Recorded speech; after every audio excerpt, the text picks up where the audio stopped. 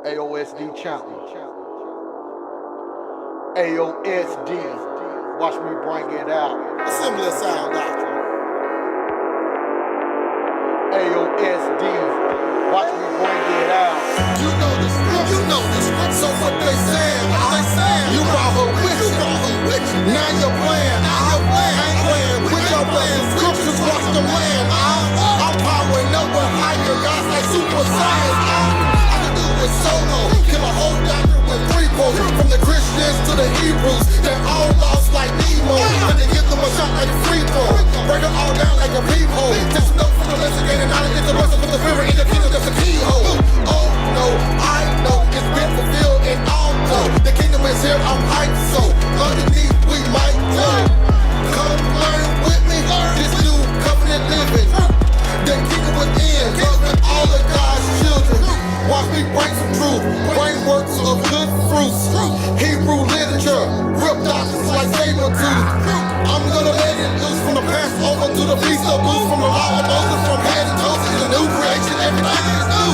AOSD, AOSD, AOSD, Assembly of Sound Doctrine.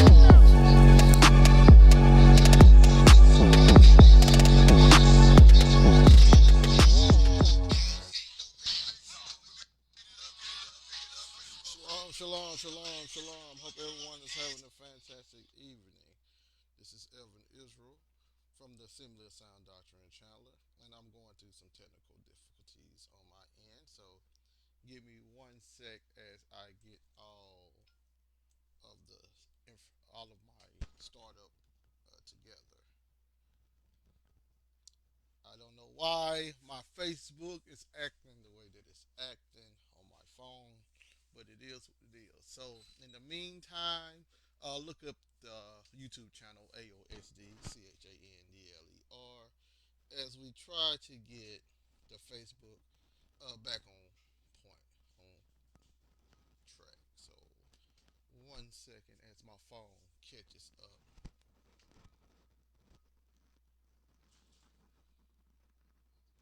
Okay, I think it is caught up now. So let's see if it will allow me to tag folks now, as it recently was not. Okay, let's see here.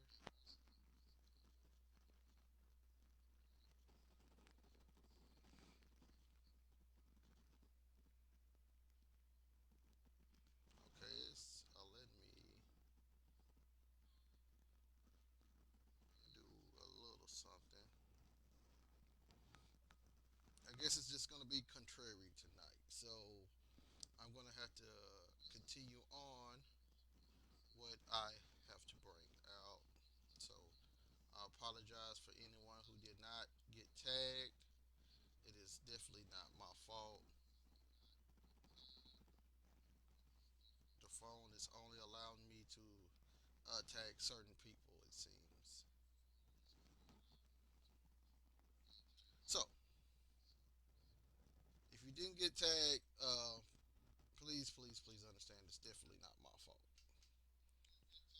Tonight we're going to be talking about the flood narrative a little bit, and it pertaining to the demonstration of the Messiah inside of the flood narrative. So now let's get ready to go to the clubhouse also,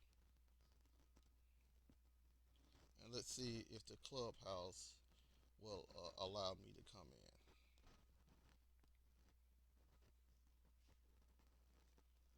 Okay. Welcome everyone on Clubhouse. Also, it definitely is allowing me to come in on Clubhouse. And today, once again, we're talking about Earth's first destruction and how it reveals the Messiah of the New Testament as the God of the Old Testament. So hopefully, this will be an interesting room tonight. So let me see if I can tag a few of my brothers in here and sisters so we can get started.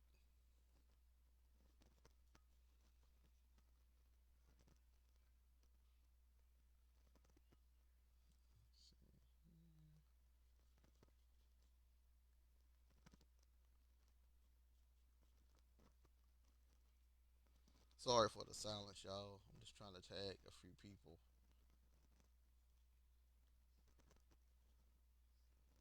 Let's see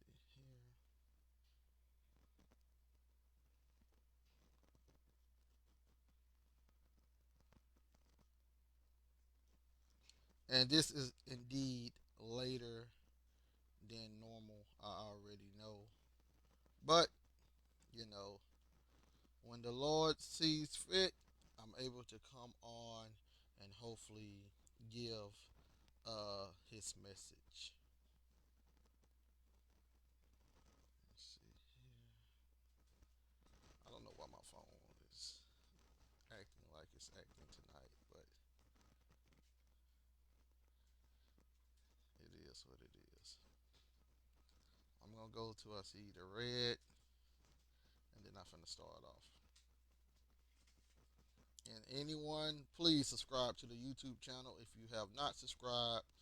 AOSD-Chandler, Assembly of Sound Doctrine Chandler. And you also can look at RPK-Resurrection Prophecy and Kingdom and the YouTube channel SF Wisdom on top of all things fulfilled. So there will be all of the channels that you can look at some of our content at, and then we have the website, TheFirstChurch.Live. So that will be the places that you can come in and find the information. All right, so now we finna get ready to get started with the narrative dealing with the flood. And eventually, once we get done with all of the attributes of Noah and the flood, we can finally make our way indeed into revealing how the flood narrative describes or demonstrates that the Messiah of the New Testament was indeed the God of the Old Testament, hid in that symbolic language, that obscured language that Moses, in fact, under the inspiration of the Holy Spirit, was inclined to produce. So let's get started. We're going to go to the Genesis narrative. So we're going to start off in Genesis chapter 5. Let's see here. Genesis 5, 28 through 29. And it says, And Lamech lived 188 years and begot a son. Okay, let me make sure I'm picking up. Okay, I am. And he called his name Noe, saying, This one will cause us to cease from our works, and from the toils of our hand, and from the earth, which the Lord God has cursed. So understand that Noah, the Septuagint got Noe, I know. Noah was the individual that was supposed to bring rest. In fact, his name means to rest. We're going to find out later. But when Noah came on the scene, understand it said, This one, dealing with Noah, will cause us to cease from our works. So that is a rest right there, right? To cease from the works means to rest. And from the toils of our hands and from the earth, which was dealing with the curse that was given to Adam, which the Lord God has cursed. So Noah had this mission that when he came upon the scene, he was going to be the one that brought forth a rest on earth and a easing up of the curse that the Lord has given. So this is one of Noah's attributes. This is one of Noah's goals. This is what Noah kind of stood for during the time that he was, according to Moses, alive. So now we're going to go to the Jubilees narrative. the Book of Jubilees. We know found at the Dead Sea Scroll, and is this one is the Yahweh Name Restored edition of the Book of Jubilees. Right. We're gonna go to page 12 of the Book of Jubilees. This is going to be Jubilees 4, verses 26 through 28. So now, this is what the Book of Jubilees states. Let me make it a little bit bigger. For Yahweh has four places on the earth: the Garden of Eden, which that's actually is going to be also the heaven in the heavenly place. But anyway, the Garden of Eden and the Mount of the East, and this mountain on which you are this day, Mount Sinai, and Mount Zion, which will be sanctified in the new creation for a sanctification of the earth. So we have the book of Jubilees explaining that things was not going to the things that they received in present day dealing with Mount Sinai. In the new creation, that wasn't what it's going to be about. In the new creation, it's going to be about Mount Zion. And this is what you find in the book of Hebrews, chapter 12, as well as the book of Revelation. I think it's 14 and etc. How the 144,000 was on Mount Zion. And you can actually find it in the book of Isaiah and etc. also. These things dealing with Mount Zion. So, anyway, through it, will the earth be sanctified from all its guilt and uncleanness throughout the generations of the world. So through the on Mount Sinai,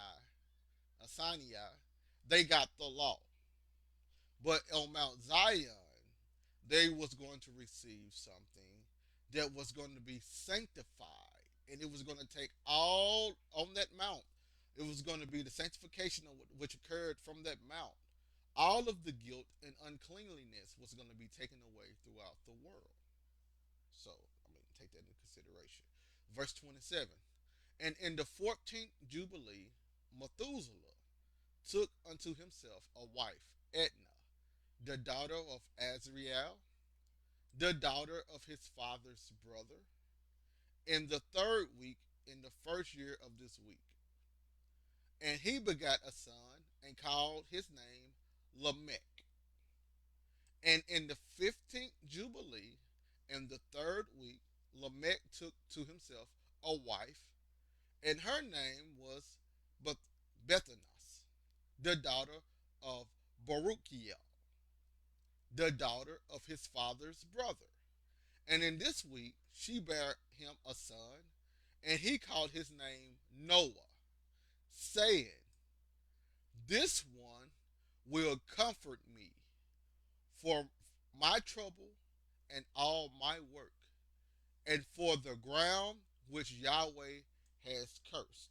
So notice in the book of Jubilees now, it stated that Noah, the reason why he was given the name Noah, he was going to be the one that comfort Israel, as well as, this is Israel, but, this is the Lord actually speaking also. But this one will comfort me for my trouble and all my work, and for the ground which Yahweh has cursed. So we have Noah also being the one that brings comfort.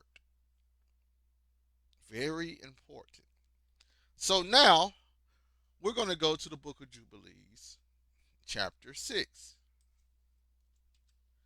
Jubilees 6, we're going to read 1 and 2. Yahweh Almighty finished all his works and all that he created, and kept Shabbat on the seventh day, and hallowed it for all ages, and appointed it as a sign for all his works. For on the first day he created the heavens which are above, and the earth and the waters, and all the spirits which serve before him, the Malachim of the presence, and the Malachim of sanctification, and the Malachim of the spirit of fire, and the Malachim of the spirit of the winds, and the Malachim of the spirit of the clouds, and of darkness, and of snow, and of hail, and of hoarfrost, and the Malachim of the voices, and of the thunder, and of the lightning, and the Malachim of the spirits of cold, and of heat, and of winter, and of spring, and of autumn, and of summer, and of all the spirits of his creatures which are in the heavens and on the earth. He created the abysses and the darkness, eventide and night, and the light, dawn, and day, which he had prepared in the knowledge of his hearts. So let me make sure. I see what happened there. That's Jubilees chapter 2. Maybe the Lord thought y'all needed to understand that also. But I'm actually supposed to be on page 15. All right, so Jubilee 6. Once again, maybe the Lord wanted y'all to know that the darkness had spirits about them and etc. And we can read in the beginning, God created heaven and earth without form and void, and He separated the lightness from the darkness according to Jubilees. These are types of spirits. So anyway, Jubilee 6, 1, uh, verses 1 and 2. So we're back on track now. This is dealing with Noah. And this is what Jubilee states. And on the new month, on the third month, when he came from the ark and built an altar on that mountain. Sorry. And he made atonement for the earth. So we got here that Noah made atonement for the earth. Everything that got destroyed, Noah was the one that made atonement for that. And took a kid and made atonement by its blood for all the guilt of the earth. For everything that had been on it had been destroyed, save those that were in the ark with Noah. So also, shalom, brother Demetrius. Let me go ahead and meet you. Sorry about that. Shalom, brother. Hope you're having a fantastic night. Yes, sir. Just diving into this lesson of Noah, and then we're gonna work our way to show how this is all about the Messiah. How about yourself?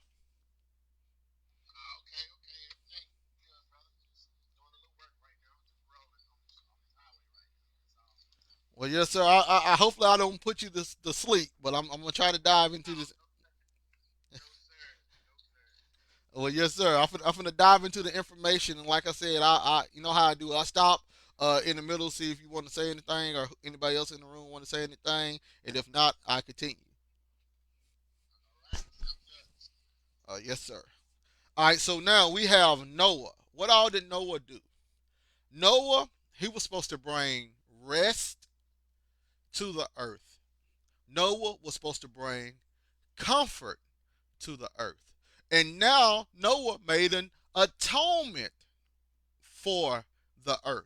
So these are all the things that Noah done, right? So there's something that's called the Genesis Apocrypha. We know that it was found at the Dead Sea Scrolls, in the Dead Sea Scrolls. And it's pretty much an alternate rendering of Genesis. And we know that the works themselves is very fragmented in nature. But we're going to see through some of the fragments if we can make out some of the things. So let's see here. We're going to go to page 52 of the Genesis Apocrypha. And this is going to be, let's see if I can find it, column 10. It says, once again, it's very fragmented. So I'm going to just go through and see if we can actually make out some of the stuff. It says, great, vacant, then I blessed the Lord of all, whom from me, and kept safe, to Noah, words of them in, and we know it's very fragmented. So let's go to the next one. In the night, dots and all these dots. Then I went. Then lines 4 through 7 is missing. So here we go. 8. Now you all go, dot, dot, dot, and give praise and glory for, dot, dot, dot, the Creator. And then fragments until all, and listen to fragments, all of you, your Lord, and fragments to the King of all ages, forever and ever, unto all ages. Then we got big skips and fragments, as you can tell. Uh, then it was on the earth. This has got to be talking about the flood. And he took from, then fragments, finding for in the water, fragments upon fragments. The ark rested on one of the mountains of Ararat, and the eternal fire. So we have like fire introduced right there. Man, it's fragmented, but we see that you have an eternal fire being introduced where the ark was resting. And once you go through the book of Enoch, you find out that according to the ancient Israelite mindset, the people were being judged by fire in the underworld, while the earth was being judged by water in the corner realm. So that's what was happening. And we can see that right here also. And the eternal fire, dot, dot, dot. And this is where I was wanting to get at. 13. So we got a big fragment, right? But it says right here, and I atone for all the earth in its entirety. To begin, the he goat was, and then fragment, placed upon fragment, first, and after it came upon fragment, and I burned the fat upon the second fragment, then fragment, all of their blood to the base of the altar, and I poured it out, and all of their flesh I burned upon the altar. So, right here, once again, the reason why I read that was to show that Noah gave an atonement sacrifice for the earth. So, understand that before Moses came on the scene, according to the Genesis Apocryphon as well as the Torah and the Book of Jubilees, which came out of the Dead Sea community also, the understanding of giving an atonement sacrifice was around before Moses was born. So this would make perfect sense in the Genesis narrative when Cain brought forth fruits of the earth and Abel brought forth the firstling. It would make sense that they were given an atonement offering. And this would make sense why Cain's offering was rejected, and it was told that if he did do not well, sin will lie at his door, and etc. So, without blood, there is no atonement. So this would make sense also. While uh, Adam and Eve, when they tried to cover themselves with figs, it wasn't good enough to cover their shame. The Lord used skins from an animal to cover their shame, which actually demonstrates something had to die, which it's a blood atonement. So it was already understood how atonement sacrifice worked. So Noah, after destruction of everything on earth, if you take it as the literal rendering, the flat reading, which you can take it as that, because there's 3 different levels, y'all know that I do dealing with this. But on the first level of flat reading, Noah, after everything was destroyed, Noah gave an atonement. So let's continue to find out a little bit more about Noah. So we're going to actually go now into the book of Enoch. Because dealing with Noah, if we stick to just the KJV or stick to the Bible we have, there's not a lot of things spoken of about Noah. But when you go to the New Testament and etc., and you read about the these watchers, or you read about these angels that left their habitation, or if you read about as in the days of Noah and etc., there was, what are they talking about? If they only knew those first few words of chapters, the those chapters, what, 6 through 8 or 9 or 10, if that's the only thing they knew about Noah, then why are they pulling so much different information about him? And it's common sense to, once you go through all of the literature, that there was a plethora of stories about Noah. So this is why they could pull from the understanding, or this is why they could keep talking about Noah. So what we need to do, we need to go into some of this ancient literature that they had or similar to they had, to understand all what happened dealing with Noah and the time period that Noah lived in. And this is what we're going to do tonight. We're going to show you that there's a lot of things going on in the days of Noah. So first of all, we're going to go to First Enoch. We're going to read. We're going to go to chapter 68. If you got the PDF like I do, it's going to be on page 119. So let me get there. This is uh, Enoch 68 and 1. Let me make sure.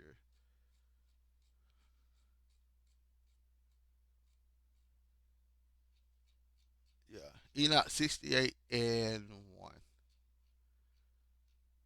It states,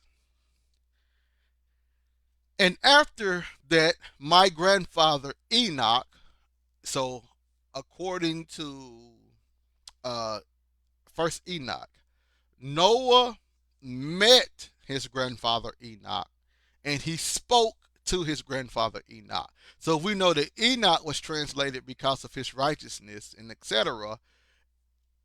Noah obviously got some of this righteousness from Enoch. But anyway, and after that, my grandfather Enoch gave me the explanations of all the secrets in the book of the parables which have been given to him, and he put them together for me in the words of the book of the parables. So first thing we got to understand, according to the first century Jews, or the BC era Jews, the Dead Sea Scroll community, Noah himself was in possession of a book that Enoch gave to him.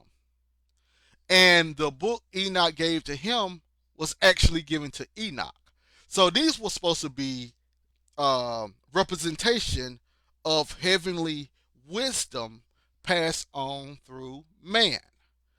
Enoch got it from the angels. And then we find out that Enoch gave it to Noah. And once you go to the book of Jubilees, it says the book of Jubilees was also given by the angels. So this was a understanding that there was heavenly knowledge given to man by angels in book form and etc. But anyway, this was a book of the parables, which is found in the book of Enoch. So a lot of people take the book of Enoch to be carnal, and then they try to dispute it and etc. Understand, it's a book of parables. The things are parabolic in nature.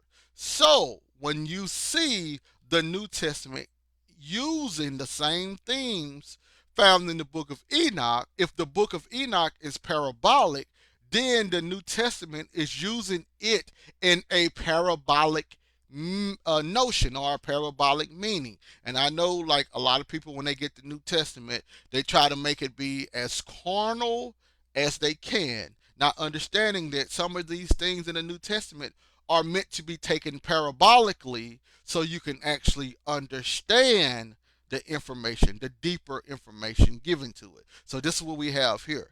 The explanation of all the Enoch gave me the explanations. So he deciphered, right?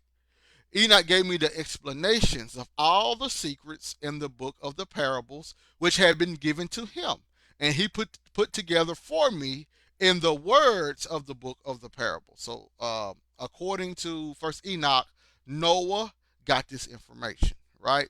So then we're gonna go to First Enoch, uh, found on page 217.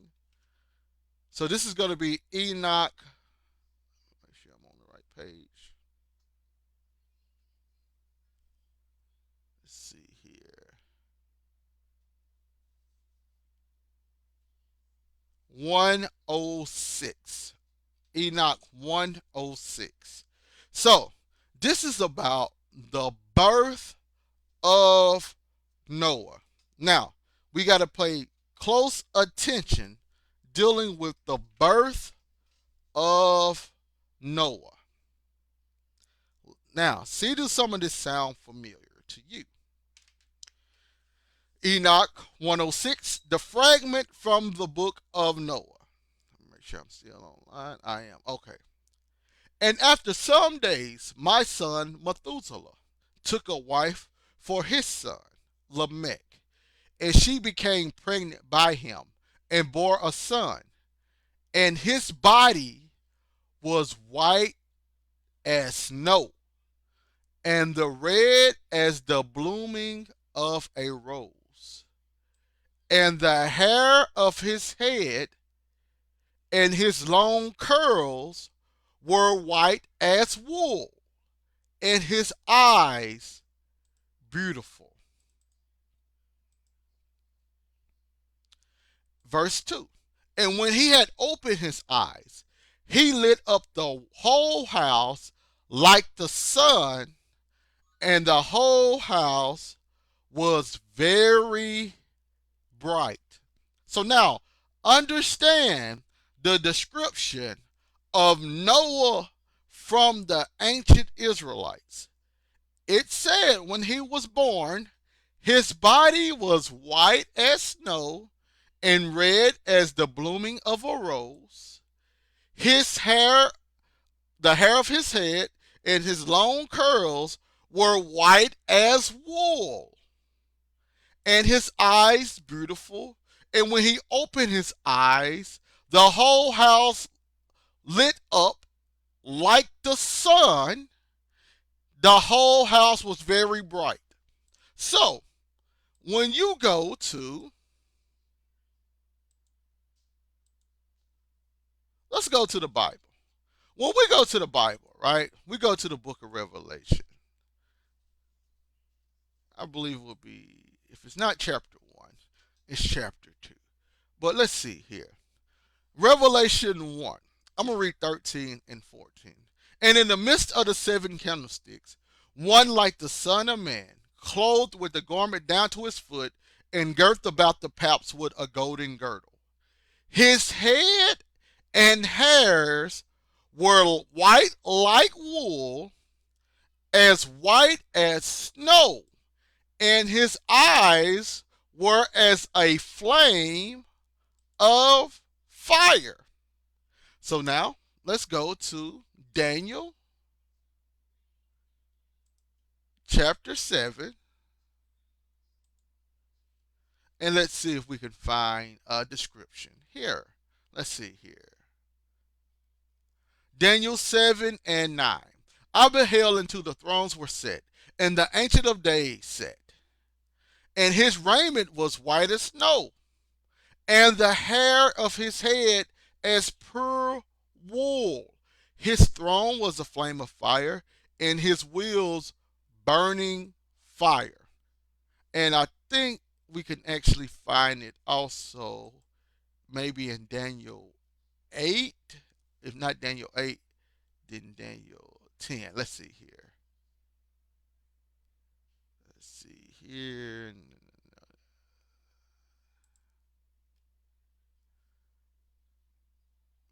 Yeah, Daniel 10, verse number 5 and 6. And I lifted up mine eyes and looked, and behold, a man clothed in linen, and his loins were girt with gold of Opaz, and his body was as Tharsis, and his face was as the appearance of lightning, and his eyes as lamps of fire, and his arms and legs of the appearing of shining brass, and the voice of his words were as the voice of multitudes. So, what am I showing here? According to ancient Israel, Noah looked just like the Ancient of Days. Noah resembled the Son of Man. Noah resembled the Messiah. So let me say it again. When the Messiah was in his resurrected form, when he was saw in Revelation chapter 1, and when he was saw as the Ancient of Days in Daniel chapter 7, as well as the angel in Daniel chapter 10. They all look the same exact way. And we find out that according to the ancient Israelites, Noah looked that same way when he was on earth. So, how they looked in their spiritual form, that's how Noah looked in his earthly form. So, now let's continue reading to show you this, to demonstrate this, right? So, once we go back to the book of Enoch, notice what happens here. So he got his eyes lifted up. It lit up the whole house. The house was very bright. In other words, his eyes were like the lamps. It was like the fire and lamp. Same as that description. The hair on his head, white like wool. His body was white as snow, as red as a rose, aka like burning brass. So let's keep reading. Verse 3. And on it he levitated, arose in the hands of the midwife. So when he was born, he rose up. When the midwife got him, he rose up. He arose, which is a state of what we call resurrection. So he arose in the hands of the midwife. And look what else he did. He opened his mouth and conversed with the Lord of righteousness. So could you imagine you have a baby being born, and when the baby comes out, his eyes kind of resemble fire. His body looks like it's burning. And on top of that, when the nurse have him, he rises up out of her arms and begin to speak to the Lord. What would you do in that situation? But anyway, so verse 4. And his father, Lamech, was afraid of him and fled. Of course, anybody would have done that. I would have done that. And came to his father Methuselah. And he said unto him, I have begotten a strange son, different and unlike man, and resembling the sons of the God of heaven. And his nature is different, and he is not like us. And his eyes are as the rays of the sun, and his face is glorious. So now, what happened? Y'all remember when we read about what happened to Moses when he went up on the mountain? He came down, his face was shining, and the children of Israel were freaked out about it, and he had to put that veil over his face because his face was shining in the glory. And then we have Paul talking about the glory also. But this is what Noah looked like from birth, right? And it said that he resembled the sons of the God of heaven. So it was understood that the glory, the shining, the brightness, and etc. That's what we know according to Ecclesiastes. On earth, it represents wisdom. When a person's face shines, it represents heavenly wisdom. But here, we have right now the understanding that the angels, the sons of God, they were bright in nature. They looked like burning brass in nature. They had their hair and their heads were white or shining like lightning, and etc. So this is the attributes of the sons of God. So this is what they looked like in the beginning. And when Moses came down with the same attribute, Moses, but he lost it. And when Christ transfigured, he got the same attribute back. So this is a heavenly attribute. This explains the sons of God and the heavenly nature or the heavenly realm. This is what they look like. So, verse number 5. And it seems to me that he did not spring from me, but from the angels. And I fear that in the days a wonder may be performed on the earth. So he's like, hey, this can't be my son. I think he's the son of one of the angels. So it lets you know that the before the Lord took away the bright nature of people that could be seen with the visible eye, now can only be seen with the spiritual eye. Before the earth changed, right? And we're gonna find out that the way that they looked back then, there's a reason why they don't look like that now. See, back then they didn't have to be seen in vision form. As things progressed, you only could see it in vision form or with your spiritual eye. And we're going to see why in just a second. And he says, and I fear that in his days a wonder may be performed on the earth. And now, my father, this is verse 6, I am here to ask you and beg you that you may go to Enoch, our father, and learn from him the truth. For his dwelling is among the angels. So let's see how far I'm going to go down. I'm going to read more. And when Methuselah heard the words of his son, he came to me to the ends of the earth, for he had heard that I was there, and he cried aloud, and I heard his voice, and I came to him. And I said to him, behold, here am I, my son. Why have you come to me? And he answered and said, because of a great cause of anxiety have I come to you, and because of a disturbing vision have I approached. And now, my father, hear me. To Lamech, my son, there has been born a son, the like of whom there is none other, and his nature is not like man's nature.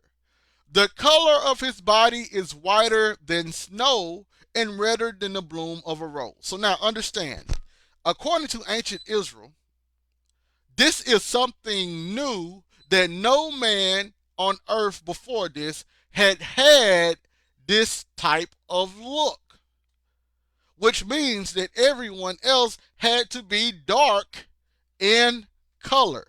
If everyone was already white or did not have no pigment, then it wouldn't have been strange to see an albino, because an albino kind of looks just like they did. But if everyone was dark in color, if everyone was quote unquote black, then it would make sense why they would freak out when a white or an albino, or however you want to look at it, son came out. It would make perfect sense. So let's keep reading. And his nature is not like man's nature. And the color of his body is whiter than snow, and redder than the bloom of a rose. And the hair of his head is whiter than white wool. And his eyes are like the rays of the sun. And he opened his eyes, and the whole house lit up. And he levitated, arose in the hands of the midwife, and opened his mouth and blessed the Lord of heaven. And his father Lamech became afraid and fled to me, and did not believe that he was sprung from him, but that he was in the likeness of the angels of heaven.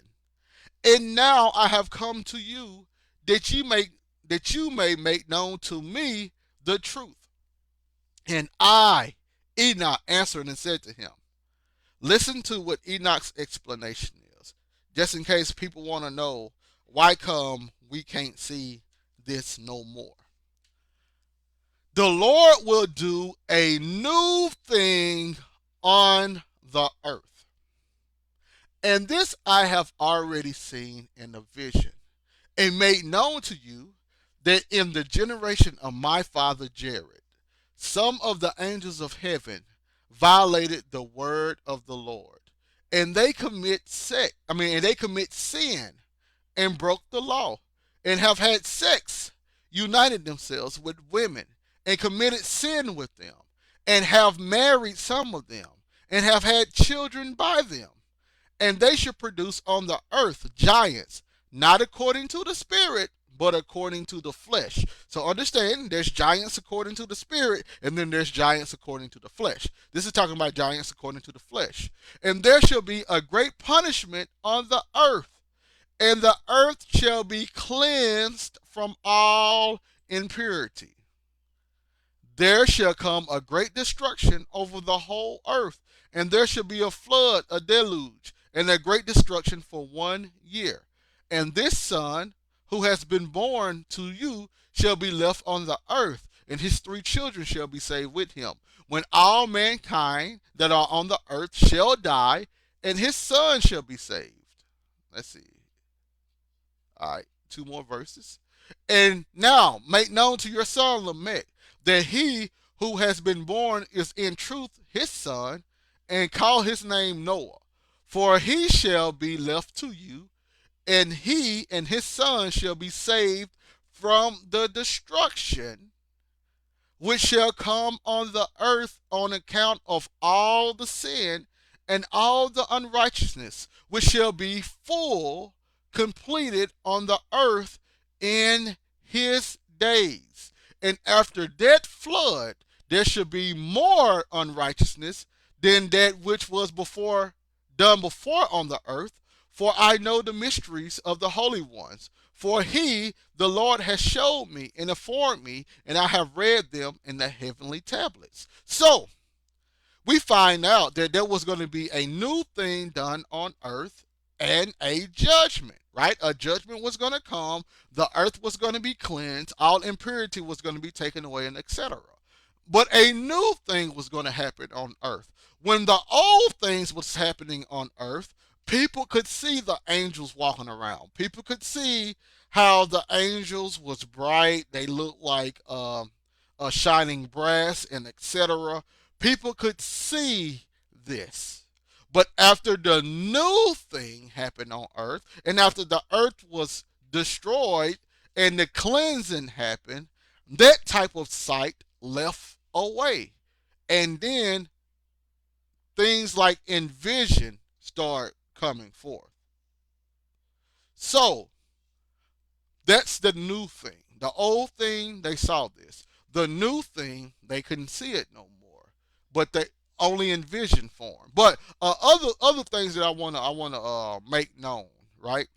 What else was going to happen in the days of Noah? So we know Noah, he looked just like the Messiah, looked just like the Messiah in all of his attributes. But what else was going to happen in the days of Noah? Well, let's read it here. And this son shall be born to you that shall be left on the earth, and his 3 children shall be saved with him. When all mankind on the earth shall die, he and his son shall be saved. So we have a salvation of the relatives of Noah, being his sons, right? So the sons of Noah would be saved in the days of the judgment that was going to happen in the days of Noah.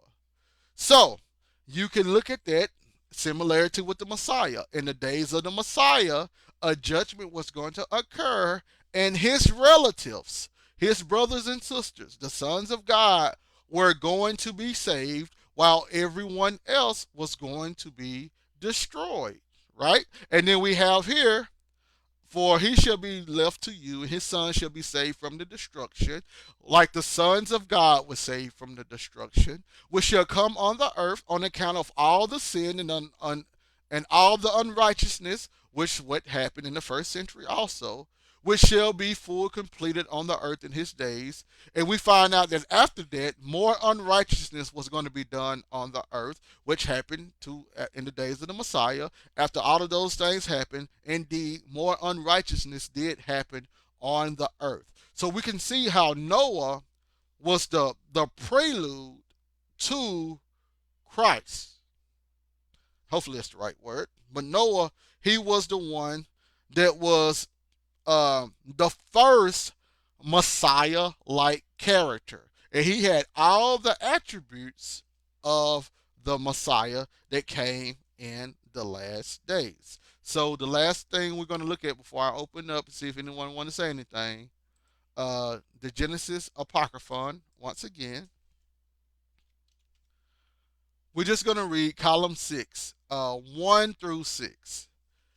This is about Noah. It says, from infancy and through the uterus of she who bore me, I burst forth for uprightness.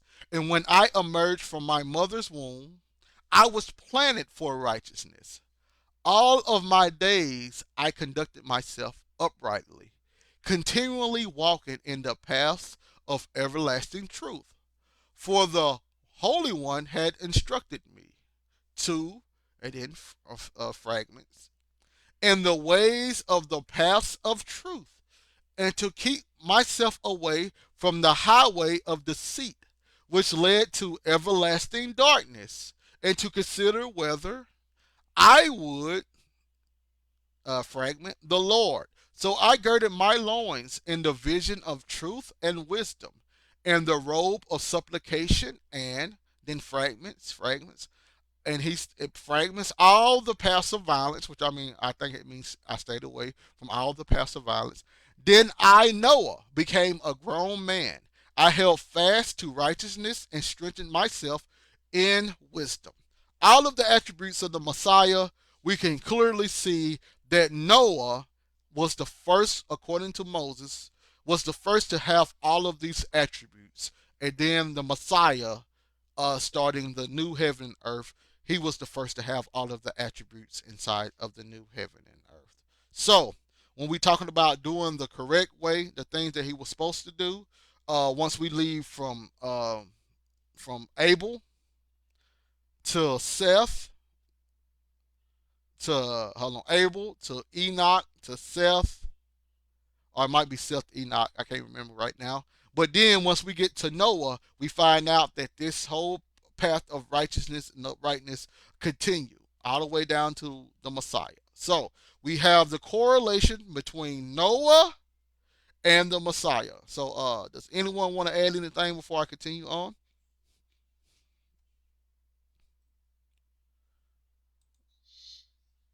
I just want to say, it's pretty straight, man, because uh, Christ makes that correlation of how Noah was was preaching and um, how his coming will be. He makes the correlation that in the days of Noah, it'll be just like this, how his coming would be, and it makes and it's amazing how that distinction flows together, how Noah is and how Christ is, and also I wanted to ask, what you're reading, does it give a description of how Moses was when he was born? I mean, I know that's probably off topic, but I just wanted to ask that question. Uh, uh, no, sir. It don't tell how. It does not. But I can research it for later on and see. Um, well, I know it's in the book of Philo. It does, and etc. And the Josephus, but it does not in the what I got right now. Okay, okay. And that actually might be something to. Yeah, it was just just something that because Moses had those same qualities, but his I haven't read about the birth of Noah, the way his description is, the way you just um, stated and things like that. But we know that that's how Christ was, the white as snow, his hair like wool and things like that. So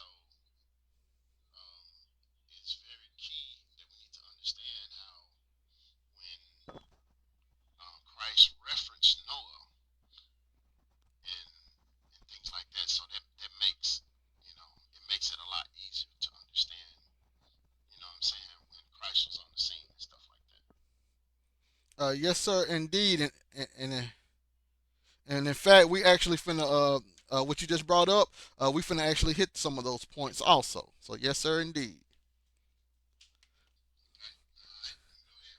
Yes, sir. So now, and I appreciate that, brother Demetrius. And if you guys have not, once again, make sure we follow the YouTube channels, subscribe, comment, like, share. You can dislike or whatever you want to do, but make sure the information actually get out there. So now, as brother Demetrius just stated, how Christ reflected back to Noah, we're actually finna go through that right now. We're going to go to the book of Luke, and it shows you how the Spirit bear witness. Because the brother, he has not seen none of my notes, and he went exactly to where I finna go to. So that shows you how we're on the same page. So all praises to the Most High indeed. So we finna actually hit that right now. Luke 17, verse 25. It says, "But first," so this is talking about Christ and his coming, right? So once you go to 20 to 21, he described to the Pharisees how his kingdom was not going to come with observation. When no one going to say, see here or see there, because the kingdom of God was going to be within them and amongst them and around them. It was going to overtake them in all aspects. So he continues to talk about the kingdom coming and that being surrounded around judgment. So we're going to see this right here. So now he's going to give some of these analogies. Luke 17:25. It says, "But first," well, let's read 24. "For as lightning that lighteth out of one part under heaven, shineth unto the other part under heaven, so shall also the Son of Man be in his day. But first," so he's finna give an order. "But first must he suffer many things." So he can't come yet. He got to suffer first. "But first he must suffer many things and be rejected of this generation."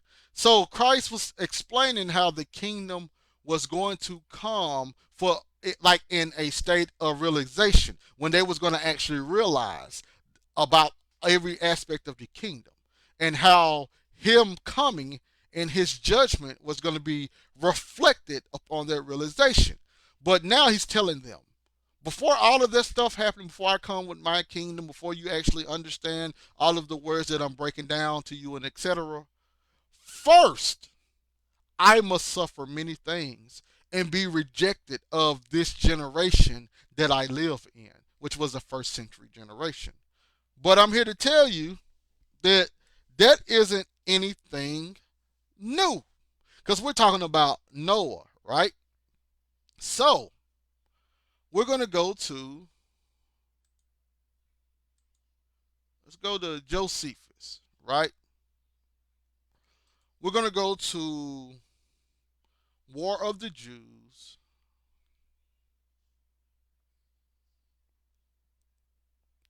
Hold on, can't be the War of the Jews. Got to be Antiquity of the Jews. Give me 1 second.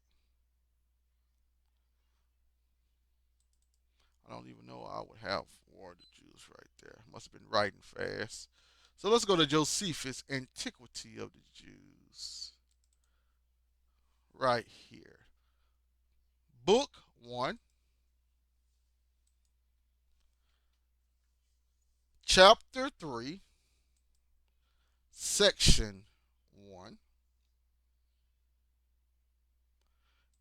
So this is Josephus expounding on the information that he had dealing with Noah, right? From their old ancient traditions and etc. So this is Josephus, the first century Jew historian, also of the priestly lineage on his mother and father's side. He indeed was a priest. He also was an Essene for a time, and if I'm correctly, he was an Essene for a time, but also a Pharisee. So he has a lot of stake. He got a lot of stake, a lot of stock in the claim of knowing what he's talking about. He has receipts. But anyway, so let's go and see what he says about Noah. This right here, it says, let me make sure I got it on. Okay. But Noah was very uneasy at what they did, and being displeased at their conduct, persuaded them to change their dispositions and their acts for the better. But seeing they did not yield to him, but were slaves to their wicked pleasures, he was afraid they would kill him, together with his wife and children, and those they had married. So he departed out of that land. So as the Son of Man, being rejected in those days, so was Noah rejected in his days. And so as the Son of Man in the first century taught and preached, oh, and my bad, I didn't even make you guys a moderator. My bad. So as Noah in his days preached regeneration and how they should change their dispositions, so did the Son of Man in his days preach regeneration and how those in his preach regeneration and how those in his generation should change their dispositions and acts for the better. And as Noah was afraid that they would kill him and his wife because of the way that they taught, the first century Jews actually killed the Messiah and his wife per se, which was the church. They killed a lot of his wife and persecuted the rest for what he taught. So we can clearly see that Noah and the Messiah had the same mission. Noah was a reflection of the Messiah. What Noah went through in his generation, the Messiah went through in his generation. Noah was the first antitype, major antitype of the Messiah. So we're going to keep reading. So that was 1725. So the Messiah could have actually went through all of the understanding of what happened to Noah and say, everything that Noah went through, I'm going to go through also. I'm just going to do it on a higher level. So now, verse 26 through 27. Let's see what else happened. And as it was in the days of Noah, so shall it be also in the days of the Son of Man. So then he made another statement. Just like the days of Noah, or Noe, so it's going to be also in my days, the days that I live in presently, which was the first century. And then he goes through and explains it.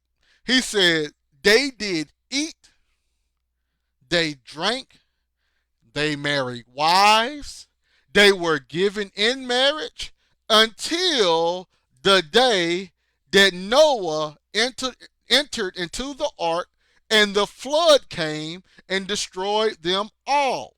So we got to ask ourselves a question. When he said they did eat, they drank, they married, they were given in marriage, who is he talking about? Who would be the they right there? So once you go to Genesis chapter 6, right? So first he said they were given into marriage. They married and was given into marriage, right? So we're going to go to Genesis chapter 6, Verse number 3. That the sons of God, having seen the daughters of men, that they were beautiful, took to themselves wives of all whom they chose. So we have here that they were married and given into marriage in the days of Noah. Once you go into the days of Noah, according to Moses, the ones that were married and given into marriage was dealing with the daughters of men and the sons of God. So, once you fast forward it, we find out that the sons of God was in fact Israel. As time progressed, we get to more of the Torah. We find out that the sons of God in Genesis 6 transferred over into Israel being the new sons of God. And then we find out in the New Testament and the new covenant, the church became the sons of God. But in the old covenant, Israel was the sons of God. And before that covenant came around, before the flood, the priests, those of Seth, and etc., that had this heavenly knowledge, they were the sons of God. So the sons of God were marrying and given into marriage. So the sons of God in the first test in the new in the first century in the New Testament that would be married and given into marriage, those sons of God would actually be Israel. So now we have the marriage set up. So they were married, right?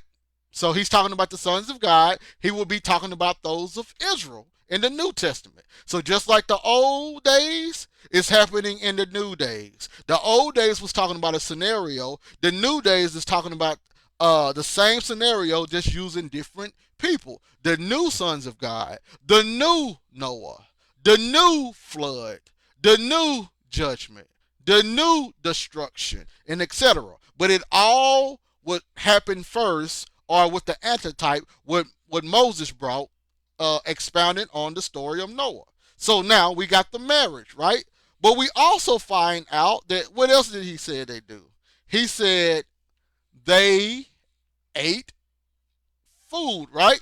So once you go back to Luke 17, and Luke 17, verse number 27, it said, they did eat. So I'm here to tell you the same they will go through the same thing. So we're talking about the sons of God, we're talking about the daughters of men, and all of those around them. Because regardless how anybody wants to look at it, when the sons of God have children, their children are also sons of God. This is why when Christ said he was the son of God, they was like, oh, he make himself equal to God. Because the son is exactly what the father is. The son of David is equal to David. Solomon was equal to David. This is how they looked at things back in the days. So here they did eat. That's what Christ stated. So we're going to go here. We're going to go to the book of Jubilees. And in the book of Jubilees, chapter 5, verse 2. Look what it says. It says, well, I'm going to read 1 and 2. And it came to pass when the children of men began to multiply on the face of the earth, and daughters was born unto them, that the Malachim of Yahweh saw them on a certain year of this Jubilee, that they were beautiful to look upon. And they took themselves wives of all whom they chose, and they bare unto them sons, and they were giants.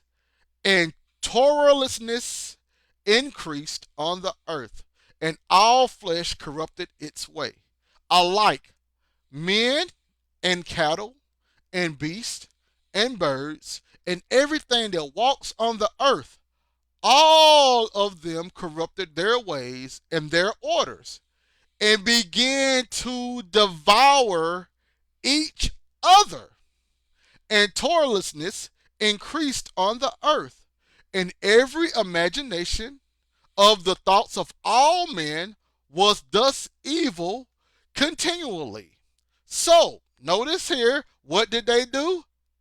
Everything on the earth began to devour each other.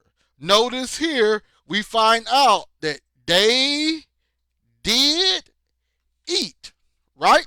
They did eat. So now we find out that they began to devour each other. So let's see if we can find a segue here. I think it would be in Deuteronomy 28 first, and I don't have this one in my notes. I just thought about it. So let's see if I can find it here. So we have it in the Noah's understanding that the men, they started, and the animals, they started eating each other. So here you go to Deuteronomy 28. Let's see here. We go to verse number, let's see here. No man, somebody that grow blind, no man shall say thee. Give me 1 second. I'm going through it real fast. Prayers the sight of men, the needs, the soul of the food. I'm going through it real fast. 1 second. They shall have the wonder. They shall thirst nakedness.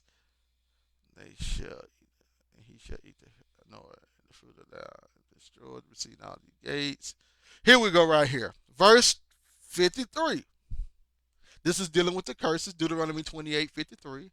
And thou shalt eat the fruit of thine own body, the flesh of thy sons and thy daughters, which the Lord has given thee, in the siege and in the straitness wherein the enemies shall distress thee.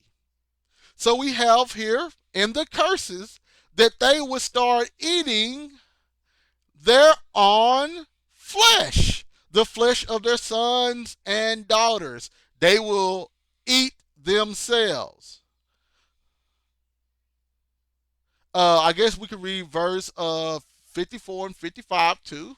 It says, so that the man that is tender among you and very delicate, his eyes shall be evil toward his brother and toward his wife of his bosom and toward the remnant of his children which he shall leave, so that he will not give to any of them of the flesh of his children whom he shall eat, because he has nothing left in him in the siege and in the straitness wherewith thine enemies shall distress thee and all thy gates. So we have it here that they themselves will become cannibals. The same thing that happened inside of the book, in the days of Noah, they became cannibals, right?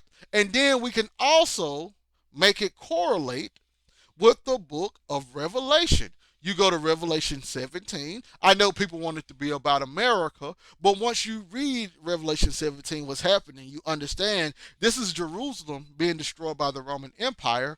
But once you go and look at some of the plagues inside of the book of Revelation, you can clearly see it coming from the curses in the law.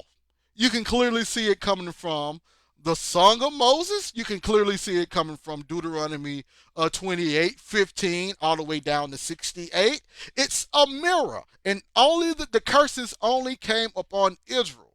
They was going to come upon the other nations if Israel would have not transgressed, but Israel transgressed all up until the new heaven and the new earth came. So anyway, Revelation 17 verse 16. Look what it says right here. And the tin horn which thou sawest upon the beast, these shall hate the whore, and shall make her desolate and naked, and shall eat her flesh and burn her with fire.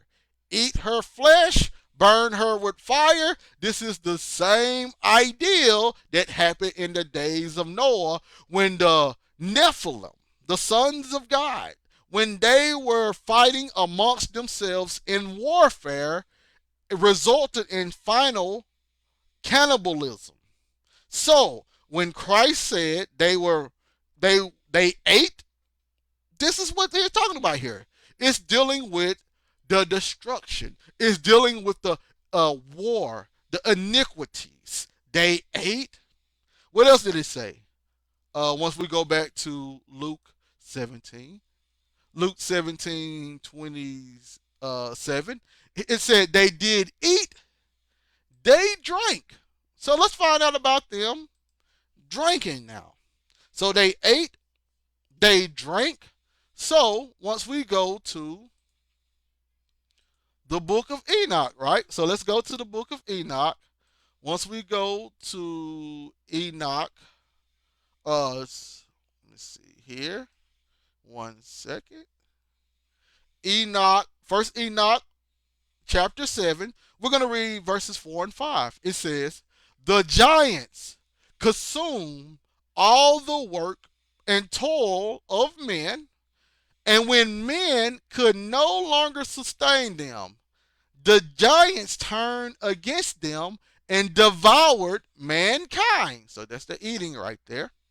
And they began to sin against birds and beasts and reptiles and fish to devour one another's flesh and drank the blood. So in the days of Noah, they began to drink each other's blood.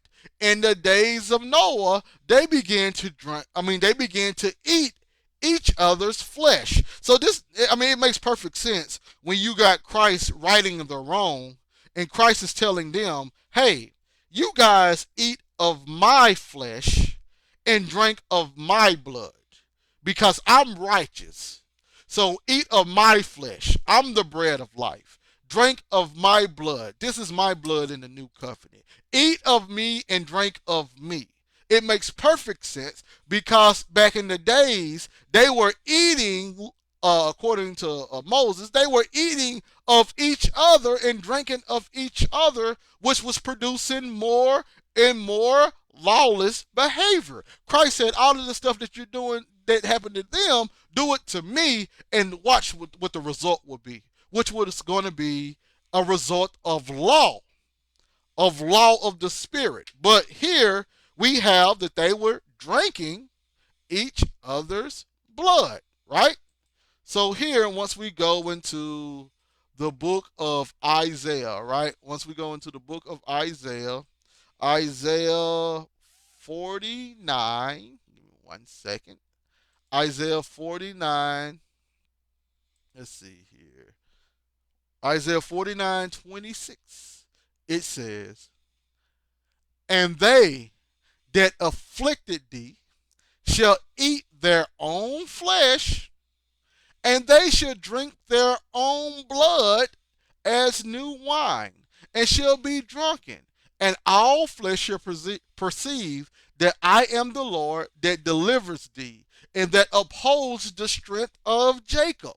So this is a new covenant theme right here. So what is he doing? The people that afflicts those children, those sons of God, getting ready for the new covenant when the Lord is delivering them, they were going to eat their own flesh and drink their own blood, just like what was going on in the days of Noah before that salvation occurred. So when he said they ate, they drank, they were given into marriage, you can clearly see it coming from the days of Noah and how the wicked people was doing all of this. And Christ stated that the wicked people in his days would do the same thing, but they would do it another way. So now, instead of the way that they're drinking and eating and giving into marriage and etc., they're making all of these wicked covenants with each other.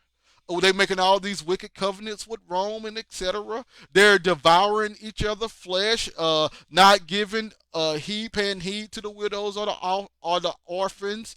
They're taking from their brothers, not showing love, which is a part of murder and all that other stuff. So these people will be considered uh, eating, drinking, giving into marriage, all of those manners of wickedness that happened on the days of Noah.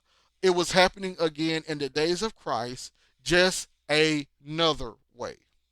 So, once we go now to Luke 17, once again, because the story gets even better. So, Luke 17, verse 28 now, because we're not done. It says, likewise, also as it was in the days of Lot. So now, for people to understand what Christ is doing here, notice Christ's first statement was, for as lightning that lighteth out of one part under heaven, shining also into the other part under heaven, so shall also the Son of Man be in his day. But first he must suffer many things and be rejected of this generation. So then he goes into the days of Noah. And what happened in the days of Noah? A destruction. And then he says, also in the days of Lot. What happened in the days of Lot? A destruction. In the days of Noah, it was a remnant saved, everyone else destroyed. In the days of Lot, it was a remnant saved and everyone else destroyed. So who was saved? The family of Noah. Who was saved? The family of Lot, except Lot's wife. So we got Lot's daughters being saved, the family of Lot. So we have the families being saved, a remnant being saved, but everyone else being destroyed. So we have a salvation and a destruction. Salvation and a destruction. A fleeing and a destruction, etc. So that's what we have here. So now he says, likewise, also in the days of Lot, they did eat, they drank, they bought, they sold, they planted, they builded. So now we find out in the days of Noah, what was they doing? They were eating, drinking, marrying wives, and being given into marriage. But in the days of Lot, they were eating, drinking, buying, selling, planting, and building. So now you can see here in the days of Noah, they were more concentrated on, like, it's kind of like a party scene, because we know that eating and drinking is all what you do during marriage. During a marriage ceremony, you eat, you drink, and then you have the bride and the bridegroom, right? So this is all about coming together, building a family, but they were being wicked. So here we have them eating and drinking, so them coming together, but also they're building and planning and planting and well, you got them building, you got them planting, you got them buying, you got them selling. See, in the days of Noah, you don't have no buying and selling. You don't have no planting and building. You just got them coming together. So now it's saying in the days of Lot, they got a little bit more advanced. So not only did they do the wedding thing, but they also did more of the economy thing. So now, economy wise, now they are building and drinking and planting and selling and all of that stuff.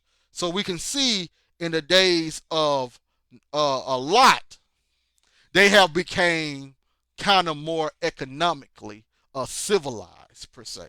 So now let's continue to go. Let's continue to see what happened in the days of Lot now.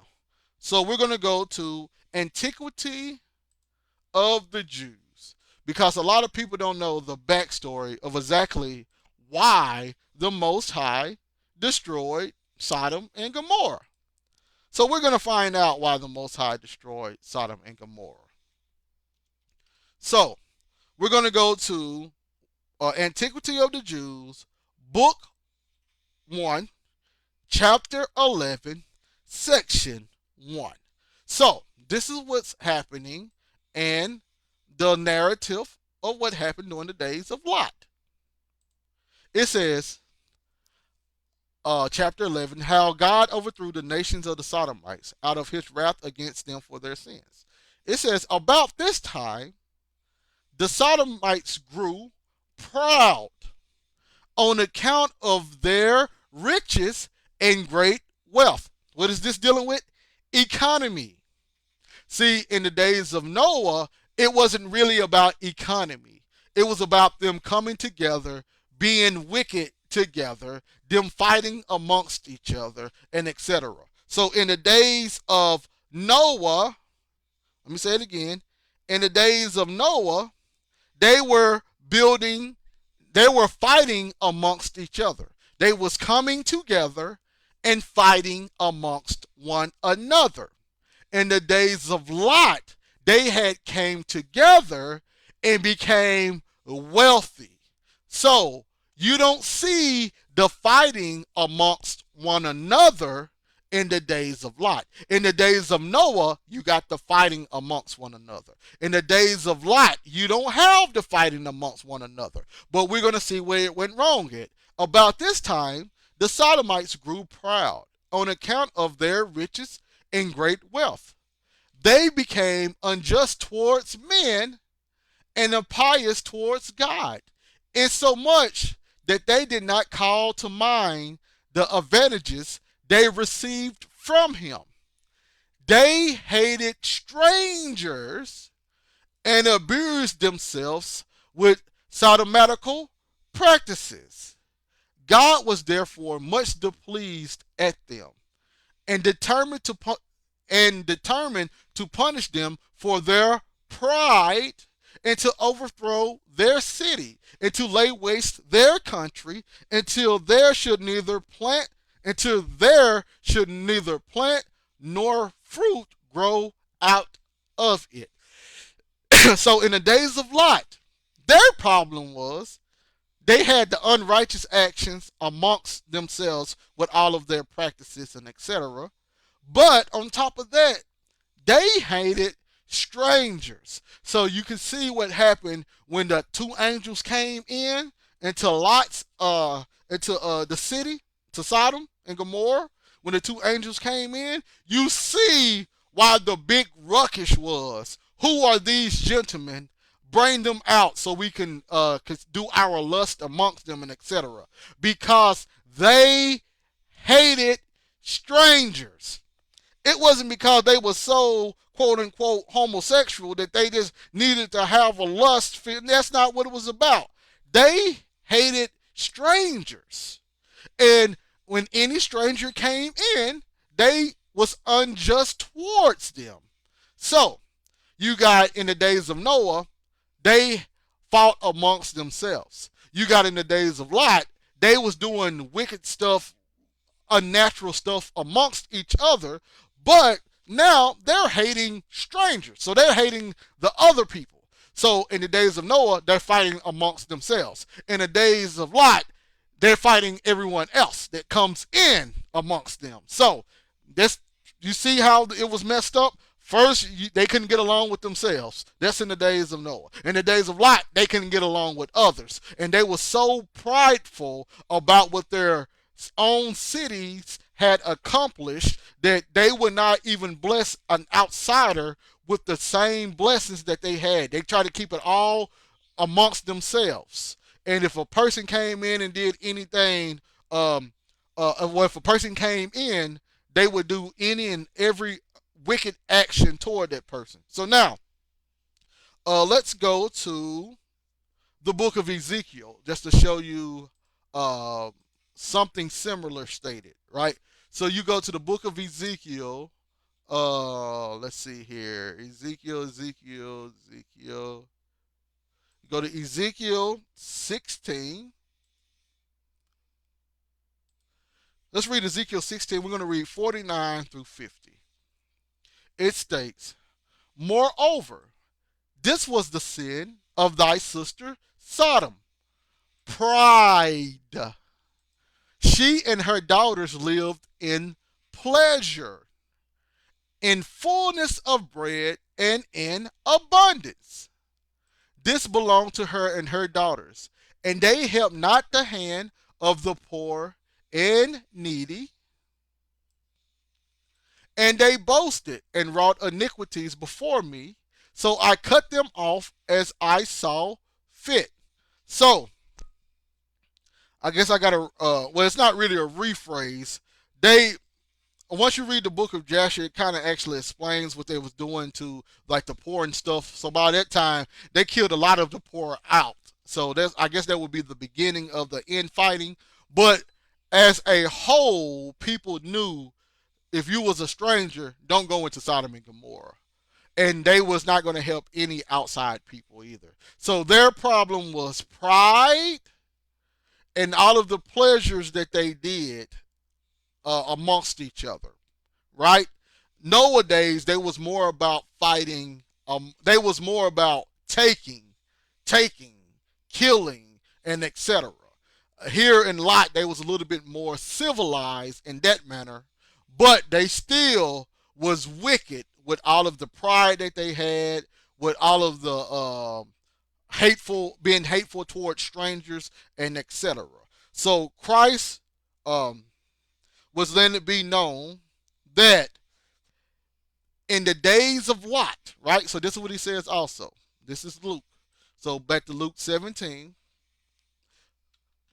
Luke 17, verses 28. Likewise, also it was in the days of Lot. They did eat, they drank, they bought, they sold, they planted, they builded. But the same day that Lot went out of Sodom, it rained fire and brimstone from heaven and destroyed them. Right? And then I'm just going to read the next verse. Even thus shall it be in the day when the Son of Man is revealed. So what did he just state?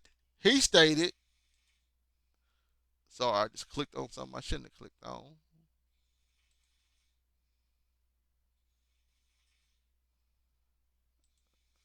Okay, that it clear. That definitely didn't clear it out. All right, I'm good now. He stated that the day that he was going to be revealed was going to be like the days it was in the days of Lot. And what happened in the day of Lot? They were so prideful.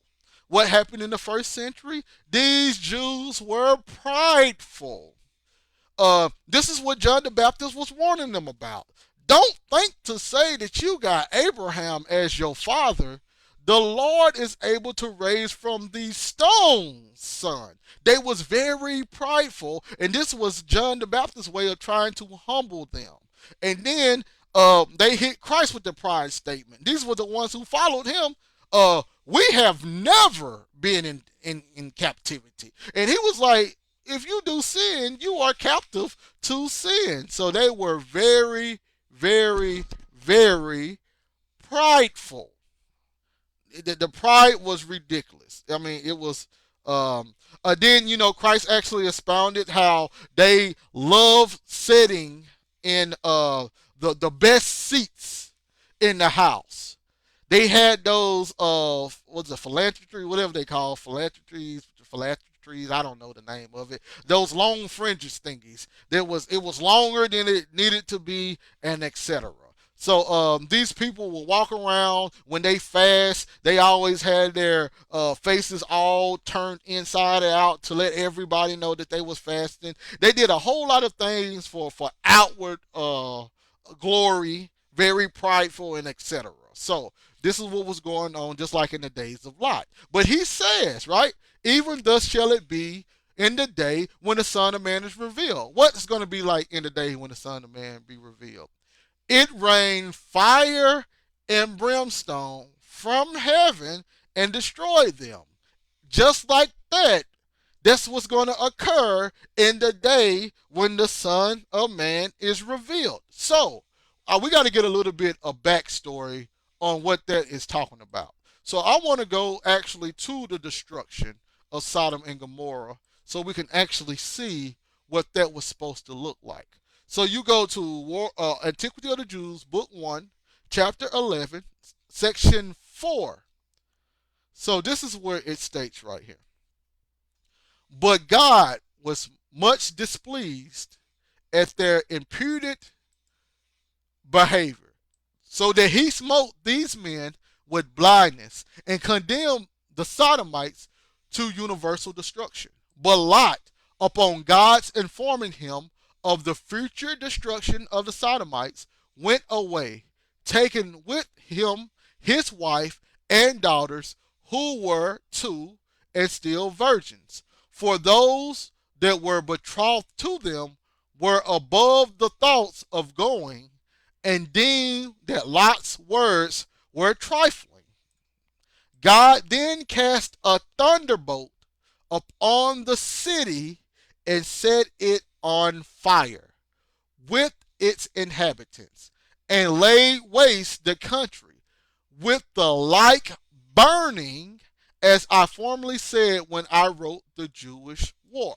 So we find out that actual thunderbolts came from heaven upon the city and set it on fire, and the whole country was laid to waste by the burning of the fire. And we have in the Bible, they actually call it fire and brimstone, right? So when the thunderbolt came from heaven and set everything on fire, and we got in Luke 24, for as lightning that lighteth one part under heaven, shineth to the other part under heaven, so also shall it be, shall also the Son of Man be in his day. So we have the imagery about the lightning bolts, and etc. But also we got the imagery that when when it rains fire and brimstone from heaven, that's when the Son of Man is revealed. Let me say it again, because I know that people go to Matthew's explanation of the coming of the Son of Man, not understanding that Matthew is writing an audience that understood Hebraic literature. So he's writing an audience that understood all the nuances of Hebraic literature. But here in Luke, who's talking more to that Grecian audience, he's saying it another way. He said, when the fire and brimstone is raining from heaven, in that day, that's when the Son of Man is revealed. So when you see the fire and the brimstone coming from heaven, then that's the Son of Man being revealed. Let me say it again. When you see the fire and brimstone, or what Josephus said, the thunderbolts, the lightning bolts, come from heaven, that's when the Son of Man is revealed.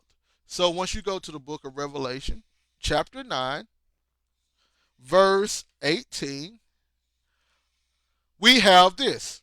But these three was the third part of men killed by the fire, by the smoke, and by brimstone, which issued out of their mouths. When you have the fire and brimstone, that's the day the Son of Man is being revealed. So in Revelation 9, when you have the third part of men being killed by fire and brimstone, that's the day the Son of Man is being revealed. But verse number 16 and 17, well, 15 through 17 is telling us that this is actually the army coming up on Jerusalem. The army coming up on, uh, I know it's Jerusalem, but if you don't want to say it's Jerusalem, the army coming, bringing forth fire and brimstone. That's the day the Son of Man is being revealed. So in Revelation 9, you don't have nothing about the Son of Man coming here. You just got the army coming. And that army is bringing fire and brimstone. But according to Christ, just like the days of Lot, when the fire and brimstone came, that's when the Son of Man is being revealed. So obviously, this is when the Son of Man is being revealed. It don't have to say, then the Son of Man came, because he already told you what elements to look for dealing with his revelation. So then, once you go to Revelation 14, we're going to read 6 through 9. It says, "And I saw another angel fly in the midst of heaven, having the everlasting gospel to preach unto them that dwell on the earth, and to every nation and kindred and tongue and people, saying with a loud voice, Fear God, and give him to glory. For the hour of his judgment is come." So we have judgment right there. The hour of his judgment is come. In the days of Noah, we have a judgment. In the days of Lot, we have a judgment. So now we have a judgment coming here. Notice in the days of Lot, the judgment was dealing with fire and brimstone or a thunderbolt. And Christ said at that same day, that's when the Son of Man is going to be revealed. So this is a revelation or a revealing of the Son of Man. For the hour of his judgment is come. And worship him that made heaven and earth and the sea and the fountains of water. And there followed another angel saying, Babylon is fallen and is fallen, that great city, because she made all nations drink of the wine of the wrath of her fornication. And the third angel followed them, saying with a loud voice, If any man worship the beast and his image, and receive his mark in his forehead or in his hand, the same shall drink of the wine of the wrath of God. What's that? What did they do? They ate, they drank, they were given into marriage, they built, they sold, they planted, they bought. So now the same shall drink. This is the drinking right there that he stated. The same shall drink of the wine of the wrath of God, which is poured out without the mixture into the cup of his indignation. And he shall be tormented with fire and brimstone in the presence of the holy angels and in the presence of the Lamb. So you got that right there. So when is this happening? When Babylon is falling. So you have a falling of Babylon. You have a judgment with fire and brimstone. And they're being judged in what? The presence of the Lamb. So we know the Lamb is Christ. So that's Christ's second coming. So Christ's second coming is around Babylon falling and the introduction of fire and brimstone. And we have that being spoken of in Revelation chapter 9, when actually the armies came that brought the fire and the brimstone. So Revelation 9 don't bring up the presence of the holy angels and the presence of the Lamb, because the Lamb and the holy angels are a spiritual presence. Meanwhile, Revelation 9 is talking about a carnal army symbolically coming in to destroy Jerusalem. So you have it here. You have fire and destruction comes revealing the Son of Man, or fire and destruction is around when the Son of Man is revealed. So anytime you have uh, fire and destruction being introduced in the New Testament, think about the revelation of the Son of Man coming and etc. So now, I had people come in and go out and come back in and go out. You want to add anything before we continue, brother?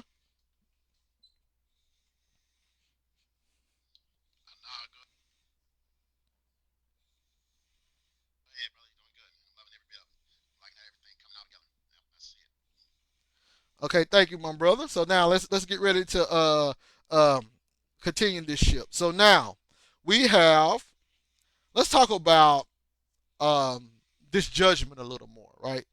So now I'm gonna read out of the JPS. Anybody don't know that's the like the closest thing we have to the Masoretic text in the that's available to us. So this is like the 10th century Masoretic text. This is the closest thing that we have. So I'm going to read the last of the Old Testament out of that. So once we go to Genesis 19, right? Genesis 19, verse 31. This is what I want to read first. It says, hold on, let me make sure this is it. Oh yeah, this is about Lot. And the firstborn said unto the younger, our father is old, and there is not a man in the earth to come in unto us after the manner of all the earth. So we're gonna couple that with Revelation 20. We're gonna read 11 through 12, and this is what it states. And I saw a great white throne, and him that sat upon it, whose face the earth and the heaven fled away. And there was found no place for them. And I saw the dead, small and great, stand before God, and the books were open. And another book was open, which is the book of life, and the dead was judged out of those things which were written in the books according to their works. So why did I read that? Why did I read that? Well, we have Lot's daughters, right? And with Lot's daughters, they thought with that destruction that happened on the cities of Sodom and Gomorrah and the surrounding cities, they thought that every person had been destroyed that lived. Like in the days of Noah, they thought that every person had been destroyed.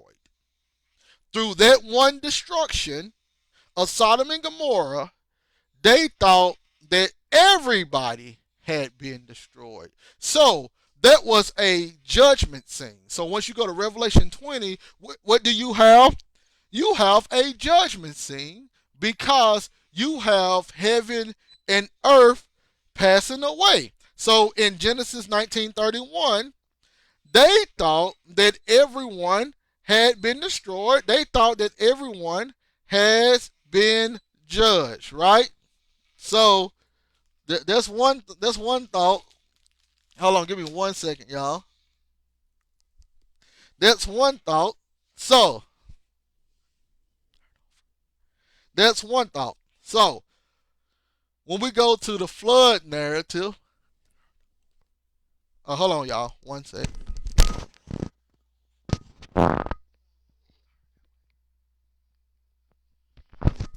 All right, so that's one thought. So once we have Genesis 6, Genesis 6, hold on, let me get there real fast.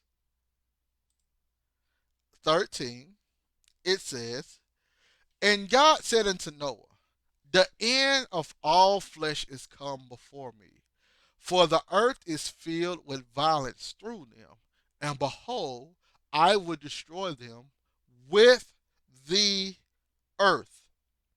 So you have in the days of Lot, right?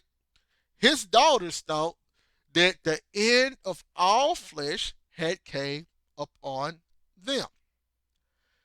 And then in the book of Revelation, you have it introduced of the heaven and earth fleeing away. So that means an end of all flesh had to come, and the heaven and earth had to be destroyed also. So we have three destructions that occurred where it seemed that all things were destroyed, but in reality, we find out that all things were not destroyed. It was just a big destruction. In the days of Noah, we have all flesh being destroyed. He said right here, I will destroy all the end of all flesh is become before me, and I will destroy them with the earth. But then we find out that all flesh wasn't destroyed, neither was the earth. But this destruction was considered all flesh being destroyed. This destruction was considered the earth being destroyed. Just like the daughters of Lot was considered all flesh was destroyed during that judgment. And now in the book of Revelation, we have it stated that heaven and earth was destroyed, right? And there was a judgment of all flesh. But let's continue reading Genesis chapter 9 now, verse 11. And I will establish my covenant with you. Neither shall all flesh be cut off any more by the waters of the flood, neither shall there be neither shall there any more be a flood to destroy the earth. So ask yourself a question.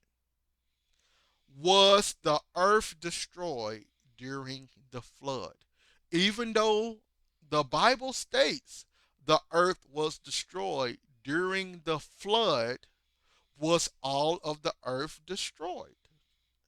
Even though the Bible states that all flesh was going to be cut off by the waters, was all flesh cut off by the waters?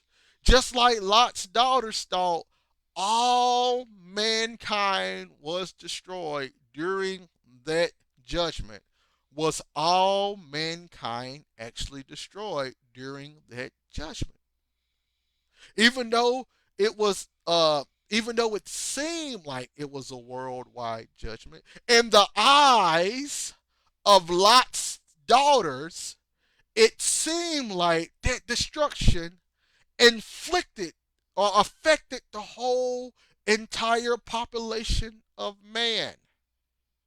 So even though they thought it from their point of view that the whole population of mankind was affected, was the whole population of mankind affected?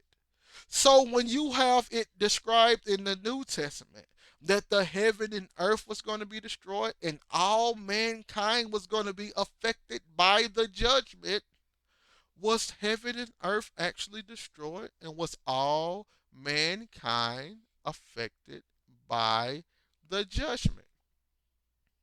So if all flesh wasn't destroyed, wasn't cut off, and if earth wasn't destroyed in Genesis during the days of Noah, and Christ said, just like the days of Noah, so will the Son of Man be, will all flesh be destroyed when Christ was to return?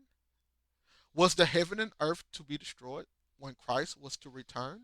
If it was in the days of Noah when all flesh was destroyed and the earth was destroyed, was heaven and earth supposed to be destroyed just like then in a similar in like manner? Or was it going to be really all heaven and earth being destroyed with all the people, literally or carnally? And in the days of Lot, once again, through their eyes, it seemed like the whole world was destroyed. But we find out it really wasn't like that. That's just the way that they perceived it. So when you go to the New Testament, when they are perceiving the heaven and earth is going to be destroyed, when they are perceiving all flesh is going to be judged, through their perception, through the way that they described it, is that really saying that all heaven and earth was going to be destroyed and all mankind was going to be destroyed or judged? Of course not. So, that's not what's going on there. But now we have reached the point of today. Using that first destruction to prove that the Messiah in the New Testament is actually the God of the Old Testament. So now we have finally made it there. So I didn't even have to add that part about Lot, but since Christ brought up the part about Lot, I included the part about Lot. But I wanted to stay with the notion of Noah. The things that happened in the days of Noah also happened in the days of Christ. Noah actually have a judgment of all flesh and the destruction of the earth. Just like Christ got the judgment of all flesh and the destruction of the earth. And just like in Noah's day, we find out that all flesh wasn't destroyed. His elect wasn't destroyed. The animals set aside wasn't destroyed. In the New Testament, we find out that the elect wasn't destroyed. All things in Christ's heritage was set aside and not destroyed. Just like in the days of Noah, only the wicked were destroyed and carried away by the flood. Just like in the New Testament, only the wicked was destroyed and carried away by the flood of the Roman army. So we have the same scenario. The point is the story of Noah, all the way up into Noah and the destruction of the first earth, is what the destruction of this heaven and earth in the New Testament was all about. Just as from Adam all the way up into the destruction of the old earth, the first earth, right? We have Christ being the new Adam, and we have Christ coming in, and we have a destruction of that heaven and earth, and then we have an everlasting heaven and earth that wasn't going to be destroyed. So we have, and let me show you what I'm talking about. So you got Adam all the way up into the destruction of the old heaven and earth, what represents Christ all the way up into the destruction of the heaven and earth, bringing in the new heaven and earth. Adam did not return. Christ returned inside the hearts of mankind and etc. So I don't want to confuse anybody too much what's going on. Hopefully we see the correlation that there was a destruction under first Adam, there was a destruction under the second Adam. The only difference is when the first Adam doing that destruction that happened under him, the same earth. Well, let me actually show you what I'm talking about. Let me show you what I'm talking about, and then we're gonna go on. Once you go into the book of Josephus, right, Antiquity of the Jews, right. Let me see if I can find it real fast. What? Let me show you how the first century Jews and before those.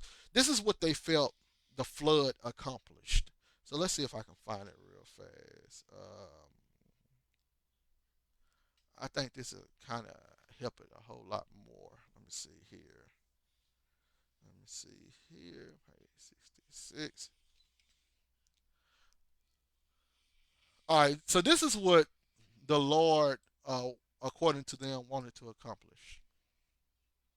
Let me see if I can find it here.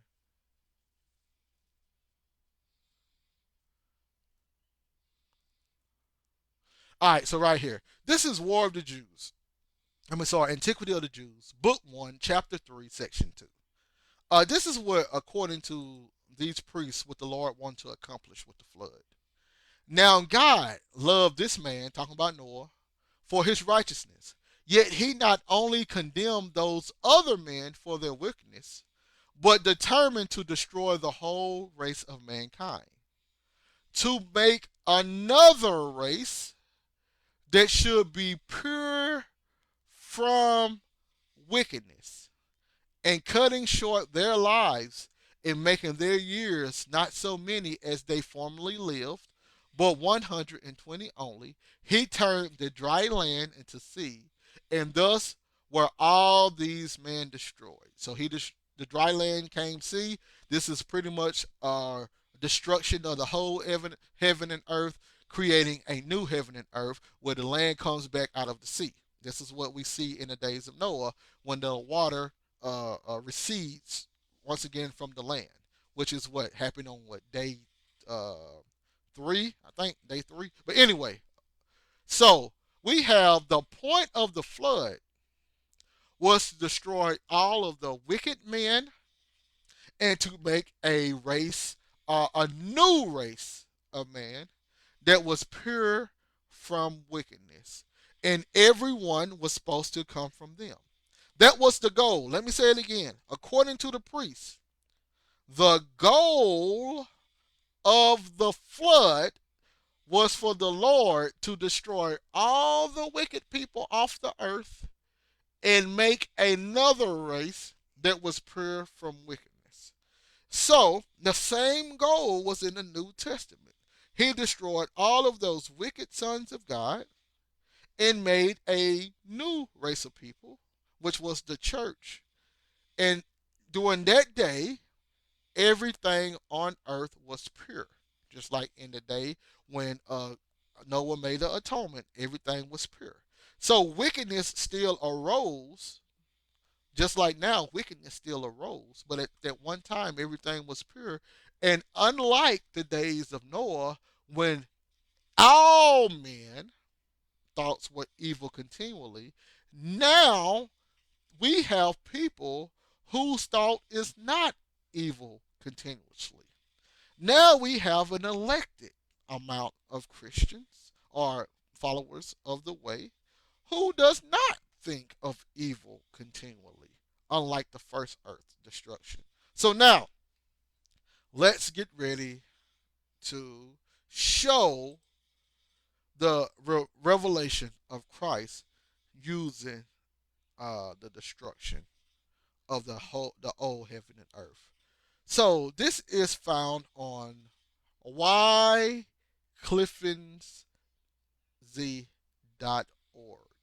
right? So this is the genealogy found in Genesis chapter 5, the whole Genesis chapter 5. So according to this website, and you can look it up yourself, the name of the genealogy that Moses used is actually, well, sorry, the translation of the genealogy that Moses used in Genesis chapter 5 is actually telling a story. So, you go to Adam, it means man. All right, so we got it here. Shalom, everyone that's in the room, and etc. So, right here, we got Adam means man. Seth means substituted or put. Enos means mortal.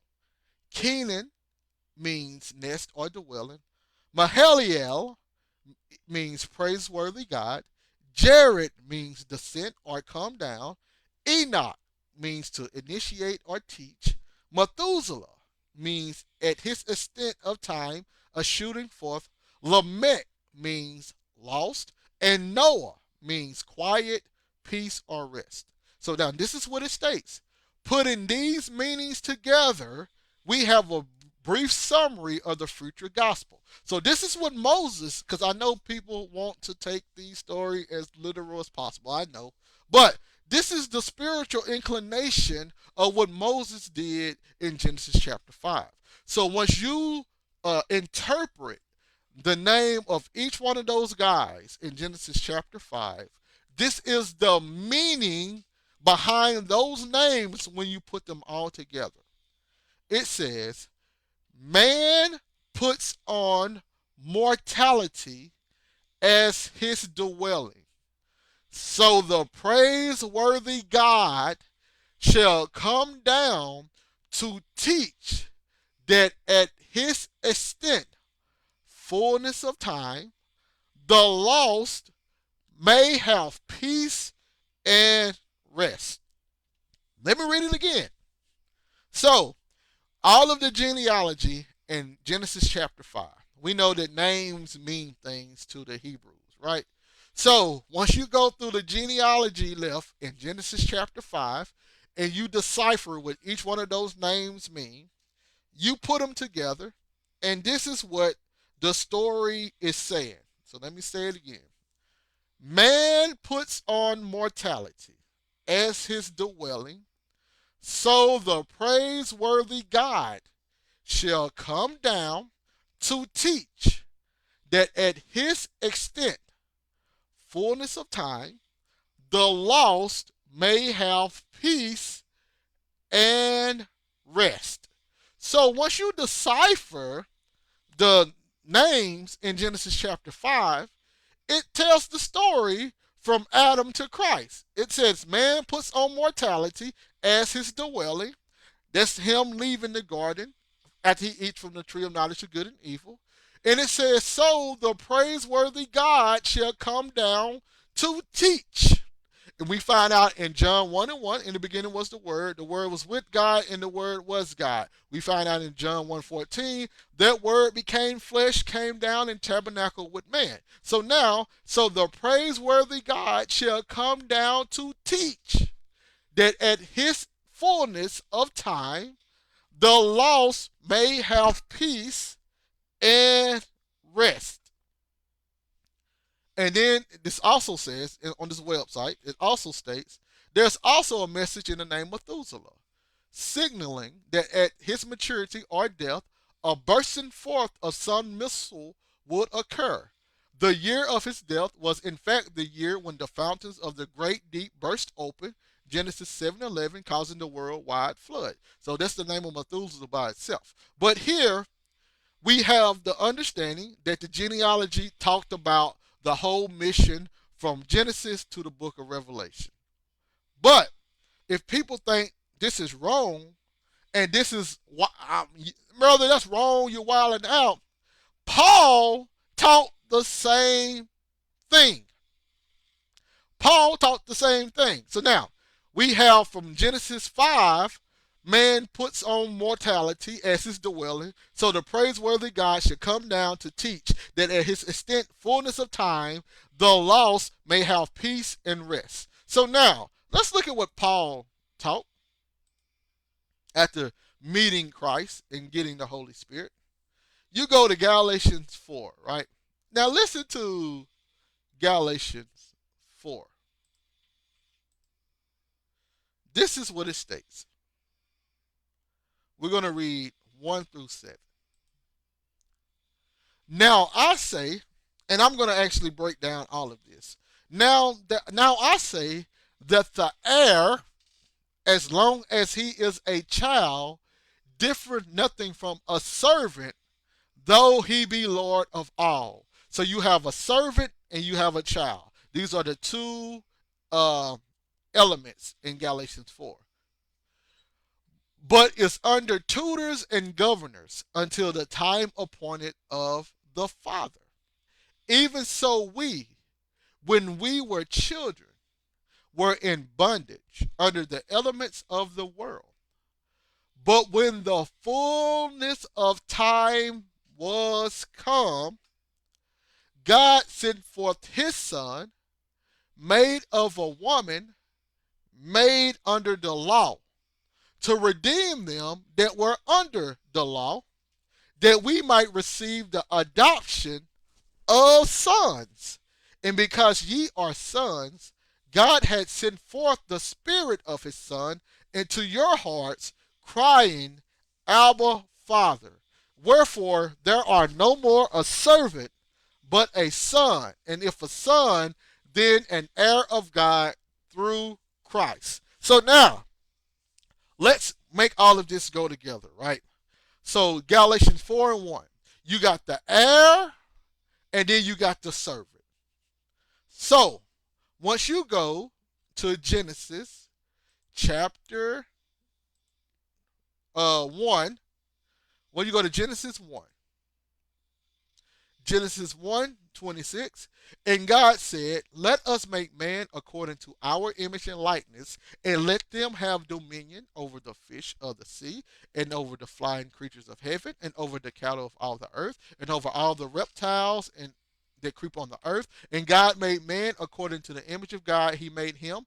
Male and female, he made them. And God blessed them, saying, increase and multiply, and fill the earth and subdue it, and have dominion over the fish of the seas, and flying creatures of heaven, and all the cattle of all the earth, and all the reptiles that creep on the earth. So, Genesis 1:26 through 28. This is the Son who is the heir. He's giving him dominion over all of the earth. The ones made in the image of God, these are the sons of God. These are the ones that are the heirs, right? So, in Genesis chapter 2, because I know people want this to be the same Adam, which it is not. In Genesis 2 and 7, and God formed the man of the dust of the earth. So this man is dead until he is breathed, until he get breathed unto his face the breath of life, and then he becomes a living soul. So he starts off dead and becomes a living soul. After the image of God, you cannot be dead at all. This guy was formed out of the dust of the earth. The guy in the Adam in Genesis 1 was made after the image of God. The Adam in Genesis 1 indeed was the heir. The Adam in Genesis 2, the one that was dead and became alive, he was the servant. How do we know? Because you keep going and it says, uh, and God planted a garden eastward in Edom and placed there a man whom he had formed. No, not that one. Verse right here, 15. And the Lord God took the man whom he had formed and placed him in the garden of delight to cultivate and keep it. So he is a servant. His job is to cultivate and keep the garden. Once again, in Genesis 2:15, that man's job was to cultivate and keep the garden. The one in Genesis 1, his job was to have dominion over the heaven or over the earth and the animals. So one is considered a servant, which is not a bad thing, and the other one is considered an heir. So we got two elements. We got the heir in Genesis 1. We got the servant in Genesis 2. They're both in the presence of the Lord, however. So, and you go back to Galatians, and I know people, I know Americans, we read scriptures totally different from how ancient Israel read scriptures. I use ancient Israelite understanding, not a modern day American understanding. So now, it says, but it's under tutors and governors until the time appointed of the Father. Even so, we, when we were children, were in bondage under the elements of the world. So this will be dealing with the different laws of the world. That will be including the law of Moses. But when the fullness of time was come, God sent forth his son. So once you go back into what the names that meant, what the names of the genealogies meant in Genesis chapter 5, look what it says. Man puts on mortality as his dwelling. That's him becoming a servant. So the praiseworthy God shall come down to teach that at his fullness, at his extent, at his fullness of time. So what happened? At the fullness of time, God sent forth his son. Here, the praiseworthy God comes down and teach at the fullness of time. So they're both saying the same thing. At the fullness of time, God sent forth his son. According to Genesis chapter 5, at the fullness of time, the praiseworthy God shall come down to teach. And what is he teaching according to Genesis 5? He's teaching the lost so they can have peace and rest. What's happening in Galatians? At the fullness of time, God sent forth his son, that's the praiseworthy God, made under a woman, made of a woman, made under the law, to redeem them that were under the law. So those that was under the law, what is that called? I'm sorry about that, y'all. Those that were under the law, what is that called? According to the story in Genesis 5, those that were under the law is called the lost. See, in Genesis 4, 4, and 5, God sent forth his son, made of a woman, made under the law, to redeem them that were under the law. He came under the law to redeem those under the law, that they may receive adoptions as son. Why did they need to be adopted as a son? Because first they were servants. They were to cultivate the garden. But now they become adopted as sons, made in the image, so they can become heirs. Now they can have dominion as Christ have dominion. Now they can enter into the body. So they were lost. They were under the law. They were lost. They were under the schoolmaster. So we have he redeemed them under the law. They were lost. And what did he say in the genealogy? What did the genealogy reveal again? See, there's a story in Genesis 5. Why come ain't nobody talking about this? How can you be Torah only and not understand what this is talking about? You can't, and once you break down Genesis 5, you can't be Torah only. Because where did the God come down in Torah or because I guess y'all could say Mount Sinai. I'm pretty sure y'all would. But it said, man's puts on mortality. The praiseworthy God come down to teach at his extent the time, the fullness of time, that the lost may have peace and rest. But the coming down on Mount Sinai, they definitely didn't have peace and rest. Eventually, they got blessings and curses, which has nothing to do with rest. Because when they got cursed, they was never at rest. But we can show you what Christ actually stated. But it says, the praiseworthy God shall come down to teach at his extent, which is the fullness of time, the lost, these are those under the law, that they may have peace and rest. Peace and rest. And we have here that Christ came to redeem those under the law so they could become adopted as sons. And when they become sons, they become heirs, allowing them to enter into the rest of Christ. So now let's see if we can find what's being said here, and then we can get ready to end it. Let's see here. We're going to go to Christ's words. This is what Christ stated in John 10:10. Uh, Christ stated, let's see here. The thief cometh not but to steal and to kill and to destroy. I come that they might have life, and they sorry, let me say it again. I come that they might have life, and that they might have it more abundantly. So Christ came so they can have life, but not only life, he wanted them to have it to the full extent of it, more abundantly.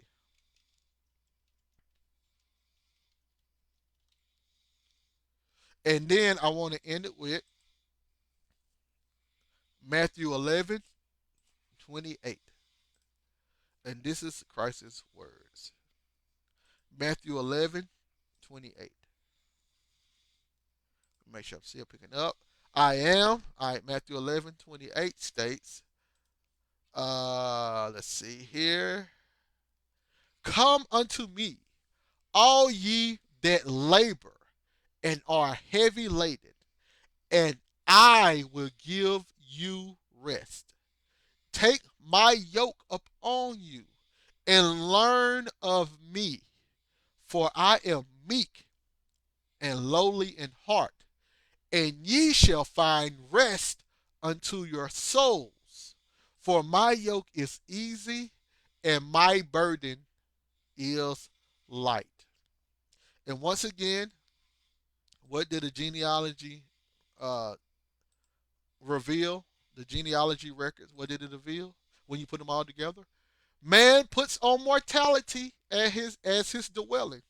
So the praiseworthy God shall come down to teach that at his extent, fullness of time, the lost may have peace and rest. That's exactly what Christ taught. He was going to give them rest. Christ taught them peace. Don't think that Christ taught peace. All you got to go to is Matthew chapter 5. Let's see if it Matthew 5:9. Blessed are the peacemakers, for they shall be called the children of God. The people that put on the adoptions, what Paul was talking about, the heirs, the peacemakers are called the children of God. So what did Christ come and taught? Peace and rest. What does the genealogy in Genesis chapter 5 states?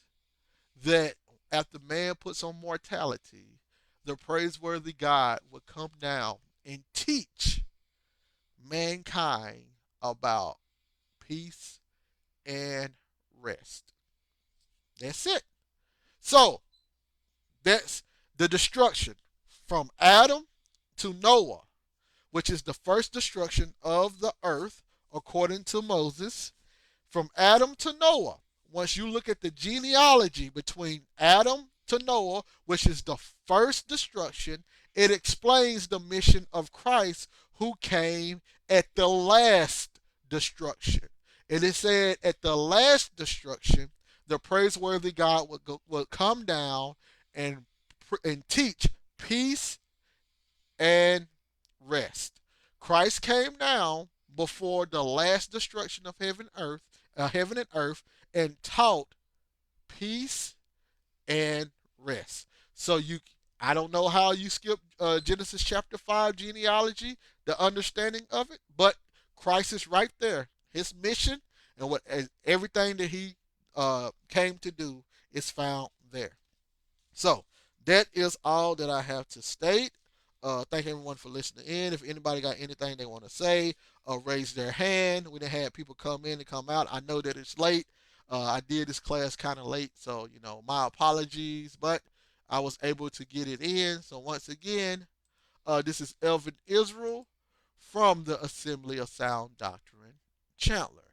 My website or my YouTube channel was AOSD-Chandler. It's also my picture on Clubhouse. If you have not subscribed, please subscribe indeed. It's a lot of information there from the ancient Israelite mindset, not the modern day Israelite mindset or the Westerner mindset, but the ancient Israelite mindset, how it's supposed to be. So, thank you all for listening in. Now, on Clubhouse, if you want to say anything, raise your hand. But I finna get ready to end it if nobody has anything to say. Thank you for clicking on the channel. AOSD. Assembly of Sound Doctrine channel. Assembly of Sound Doctrine. AOSD, RPK, Resurrection Prophet Kingdom. Like, subscribe, share. Let's go. Come get a lesson. I'm teaching blessings. No need for guessing. I'm knowledge testing. It's truth time. The wise will shine. And the wicked will pine. I'm a righteous kind. Straight out of trouble, I'm keeping it subtle. Just me and my brothers and sisters. They love us. We're fixing the puzzle, no stressing. I comes the bumping, the struggle with aunties and cuz. Wanna read it, believe it. They should feedback. See it and need it like a kid back. Breaches and pieces like a Kit Kat, Akis, and I get seized. It's a Hollywood, not Dollywood. Album love, the kingdom within. AOSD is finessing. RPK, let your journey begin. It's a Hollywood, not Dollywood. Album love, the kingdom within. AOSD is finessing. RPK, let your journey begin. AOSD, AOSD, AOSD, AOSD, AOSD, AOSD, AOSD, Assembly of Sound Doctrine.